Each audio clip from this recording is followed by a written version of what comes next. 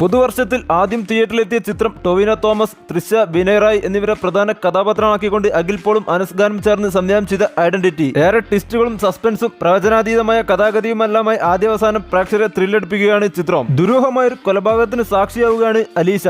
കേരള പോലീസും കർണാടക പോലീസും ഒക്കെ ഒരേപോലെ ഇൻവോൾവ് ആയ കേസിന്റെ അന്വേഷണ ചുമതല SP അലൻ ജേക്കബിനാണ്. ഒരു അപകടത്തിനു ശേഷം വളരെ സങ്കീർണമായ ചില മെഡിക്കൽ അവസ്ഥകളിലൂടെയാണ് അലീഷ കടന്നു പോകുന്നത്.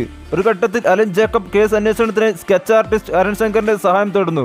തുടർന്ന് ഹരണിന്റെ സഹായത്തോടെ അലീഷയും അലനും ചേർന്ന് പ്രതിയുടെ ഒരു രേഖാചിത്രം തയ്യാറാക്കി ദുരൂഹതകളുടെ ചുരുളയിക്കാൻ ശ്രമിക്കുകയാണ്. അയക്കും തോറും മുറുകുന്ന സങ്കീർണമായ കഥാസന്ദർഭങ്ങൾ, നിരവധി കഥകളും ഉപകഥകളും പ്രധാന പ്ലോട്ടിനൊപ്പം സബ് പ്ലോട്ടുകളും സമാന്തരമായി പുരോഗമിക്കുന്നുണ്ട്. ആരാണ് യഥാർത്ഥ കുറ്റവാളി? എന്തായിരുന്നു കൊലയാളിയുടെ യഥാർത്ഥ ലക്ഷ്യം? ആ ഒരൊറ്റ ചോദ്യത്തിൽപ്പെട്ട് പ്രേക്ഷകർക്ക് അത്ര എളുപ്പത്തിൽ പ്രവചിച്ചെടുക്കാനാവുന്ന കഥാഗതിയല്ല ചിത്രത്തിൻ്റെത്. ഒരു പസിൽ ഗെയിം പൂർത്തിയാക്കുന്നത് പോലെ ക്ലൈമാക്സിൽ മാത്രമേ കഥയുടെ പൂർണ്ണമായ ചിത്രം പ്രേക്ഷകർക്ക് ലഭിക്കുന്നുള്ളൂ. കഥ പറച്ചിലിൽ തിരക്കഥാകൃത്തുക്കൾ പിന്തുടർന്ന ഈ സമീപനം തന്നെയാണ് സ്ക്രീനിൽ നിന്നും കണ്ണെടുക്കാനാവാതെ പ്രേക്ഷകരെയും ചിത്രത്തിൽ ഊക്ക് ചെയ്തിരുന്നത്. സംവിധായകരായ അഖിൽ പോളും അനസ് ഖാനും ചേർന്നാണ് തിരക്കഥ ഒരുക്കിയിരിക്കുന്നത്. അല്പം നിഗൂഢതയുള്ള ഹരൺ എന്ന കഥാപാത്രത്തെ തികഞ്ഞ കൈയടക്കത്തോടെയാണ് ടൊവിനോ അവതരിപ്പിക്കുന്നത്.